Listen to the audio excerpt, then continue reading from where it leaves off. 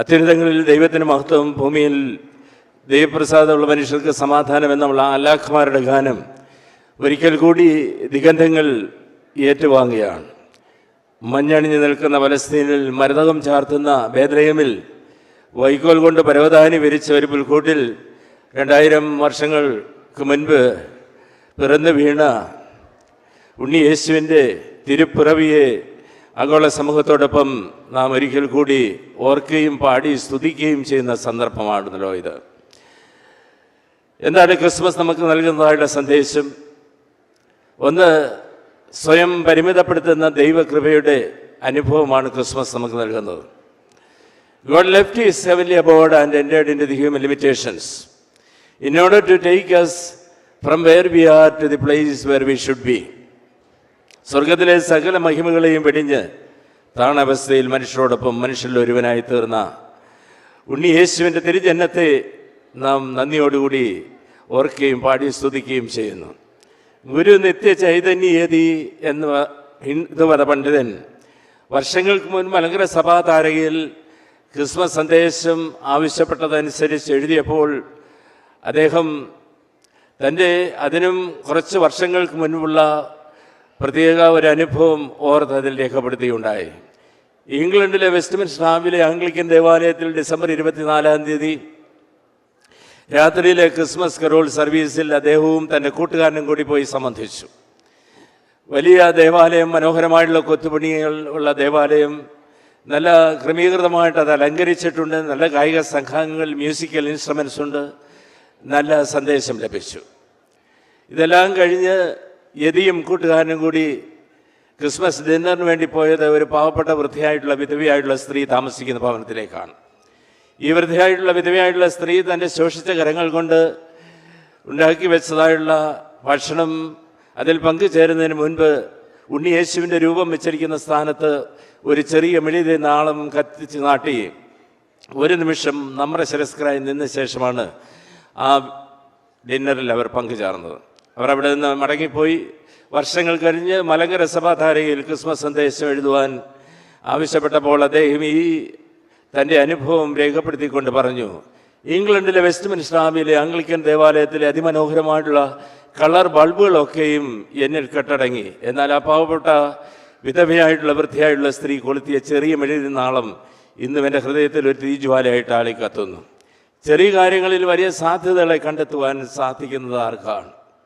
Christmas നമുക്ക് നൽകുന്നതായിട്ടുള്ള ഒന്നാമത്തെ ഒരു ചിന്തയായി ഞാൻ പങ്കുവയ്ക്കുന്നത് എന്താണെന്ന് ചോദിച്ചാൽ, ദൈവം തന്നെ സ്വർഗത്തിലെ സകല മഹിമകളെയും വെടിഞ്ഞ് സ്വയം പരിമിതപ്പെടുത്തുന്നതായിട്ടുള്ള ദൈവകൃപയുടെ ആവിഷ്കാരം. രണ്ടാമത് സാധ്യതകളാക്കുന്ന ദൈവകൃപയുടെ ആവിഷ്കാരമാണ്. കർത്താവിൻ്റെ അമ്മ മറിയുടെ കാലത്ത് ഏതെങ്കിലും കുറ്റകൃത്യത്തിൽ ഒരു സ്ത്രീ പിടിക്കപ്പെട്ടാൽ അവൾ നിഷ്കരണം ശിക്ഷിക്കപ്പെടുമായിരുന്നു. യോഹന്നാൻ എഴുതിയ സുവിശേഷം 8-ാം അധ്യായത്തിൽ ഒരു വ്യഭിചാരിണിയായിട്ടുള്ള സ്ത്രീയെ യേശുവിൻ്റെ അടുക്കൽ കൊണ്ട് നിർത്തി ഇങ്ങനെ തെറ്റ് ചെയ്യുന്നവരെ കല്ലെറിഞ്ഞ് കൊല്ലണമെന്ന് പറയുന്നു. ഇങ്ങനെയുള്ള സാമൂഹ്യ നിയമം നിലനിന്ന ഒരു സമൂഹത്തിലാണ് യേശുവിൻ്റെ അമ്മ മറിയ ഗബ്രിയേൽ ദൂതൻ മുഖാന്തരം അരുളപ്പാട് ലഭിക്കുന്നത്. നീ ഗർഭം ധരിച്ചൊരു മകനെ പ്രസവിക്കും, തനിക്ക് വിവാഹം നിശ്ചയിക്കപ്പെട്ടിരിക്കുന്ന ജോസഫ് പോലും അറിയാതെ. എന്നാൽ ലോകം തന്നെ കല്ലെറിയുമെന്ന് വ്യക്തതയുണ്ടായിരുന്നിട്ടും വേദനയുടെ ബലിവേദിയിൽ സ്വയം ഹോമിക്കപ്പെടുവാൻ തയ്യാറായതായിട്ടുള്ള മറിയയുടെ സമർപ്പണമാണ് ലോകരക്ഷനായ യേശുവിനെ മനുഷ്യരാശിക്ക് ലഭ്യമാകുവാൻ മുഖാന്തരമായി തീർന്നത്. ഇന്ന് നമ്മുടെ വിശുദ്ധ കുർബാന ശുശ്രൂഷയിൽ ദിനങ്ങളിൽ വായിക്കുന്നത് യോഹന്നാൻ സ്നാപകന്റെ ജനനം സംബന്ധിച്ചാണ്. ദൈവത്താൽ ഒരു കാര്യവും അസാധ്യമല്ല എന്ന് ദൂതൻ പ്രഖ്യാപിക്കുന്നുണ്ട്. അസാധ്യതകളെ സാധ്യതകളാക്കുന്ന ദൈവകൃപയുടെ ആഘോഷമാണ് Christmas.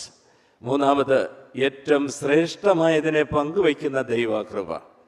Giving the very best of mind for the very best of the other is love. എന്താണ് സ്നേഹം എന്ന് നിർവചിക്കപ്പെടുന്നത്? Giving the very best of mind for the very best of the other is love. എൻ്റെ ഏറ്റവും ശ്രേഷ്ഠമായതിനെ അവരെൻ്റെ നന്മയ്ക്കായിട്ട് നൽകുന്നതിനാണ് സ്നേഹം എന്ന് നിർവചിക്കുന്നത്. അഗാപ്പെ എന്നുള്ള ഗ്രീക്ക് വാക്ക് ദൈവസ്നേഹത്തെ കുറിക്കുന്ന വാക്കാണ്. ദൈവം തൻ്റെ ഏകജാതനായ പുത്രനെ മാനവരാശിക്കായിട്ട് നൽകി, വേറൊന്നില്ല മാറ്റിവെക്കുവാനായിട്ട്. തനിക്കുള്ളതെല്ലാം നൽകുന്നതായുള്ള ദൈവകൃപയുടെ ആവിഷ്കാരമാണ് നമുക്ക് മനസ്സിലാക്കുവാൻ സാധിക്കുന്നത്. ഏറ്റവും ശ്രേഷ്ഠമായതിനെ പങ്കുവയ്ക്കുന്നതായുള്ള ദൈവകൃപയുടെ ആഘോഷമാണ് ക്രിസ്മസ്.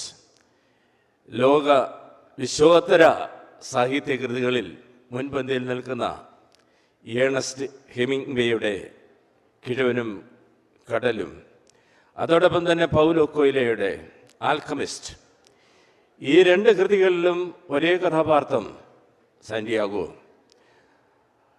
ഈ രണ്ട് കഥകളിലും നോവലുകളിലും രേഖപ്പെടുത്തിയിരിക്കുന്ന സാന്റിയാഗോ എന്ന കഥാപാത്രം ഒരിടത്തൊരു വൃദ്ധനായിട്ടുള്ള മനുഷ്യൻ, തനിക്ക് ലഭിച്ചതായുള്ള നിധി വലിയ മത്സ്യം സ്രാവ് കൊത്തിയില്ലാതാക്കുന്നു. തനിക്ക് ലഭിച്ചതായുള്ള നിധി നഷ്ടപ്പെടാതിരിക്കുവാൻ താൻ ശ്രമിക്കുകയാണ്.